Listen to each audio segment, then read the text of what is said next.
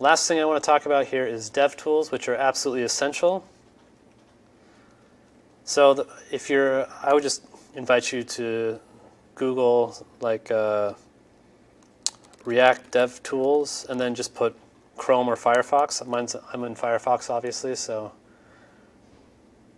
here it says React dev tools, and I'm sure there's one for, Google Chrome's right there anyway. So you just come in here and you say, I already have them. You can see them up here for me, right? But Chrome as well. You'll just click that and it'll install that on Chrome.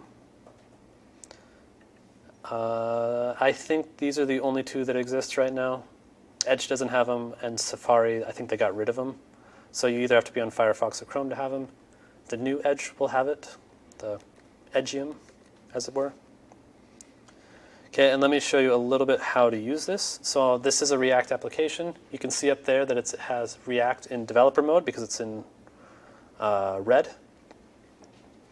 And then I can open my DevTools here, and I have a new React tab right there. So I'll click on that. And now I have a DOM Explorer, and I can explore it as if I was exploring a DOM tree, right? So you can see strict mode there, an app, right? And then I can see my search params thing, and I can highlight it, right? And it'll show me that component on the page. Inside of that, I can see the drop downs. And like what's cool is like here, like do I have anything passing params around? I don't really. But you can see here, you can see some of the props here. I can see all the children that it has. It's a useful kind of DOM explorer for a React application, right? And let's say I have a big application and I need to find the drop downs. I can just type in here drop down, and it'll actually search for drop down there, which is useful as well. I can click this thing right here, and I can figure out where this is coming from. So I can find this input and click on that, and it's like, okay, this is the input you're looking for. I can see the properties that it's getting, the change handler, the placeholder, value, so on and so forth. Something else cool you can do, let's say I'm just on the page here, and I want to find this submit button right here. So you can right click on it, say inspect element, just like you normally would, right? This will take you to the inspector, but if I click on the React Dev Tools, it'll still be highlighted, right?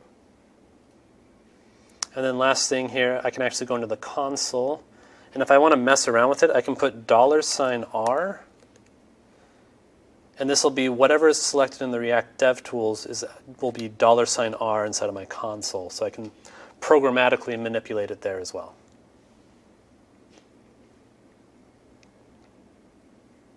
And just so you know, you can actually do that with the inspector as well. So like if I click on that and then I put $0,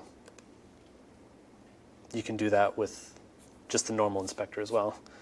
And I think you can do like $1. Oh, that might be a Chrome only thing, but that'll grab the previous thing that you had grabbed, right?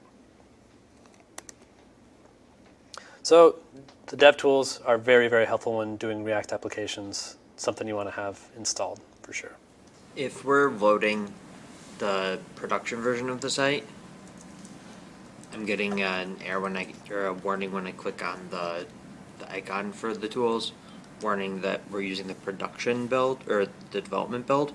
Is that the development build of the tools or the development build of React? Where are you seeing that? In your extensions, clicking on that. Right, so like if I go to like netflix.com, this homepage is built using the production build of React, right?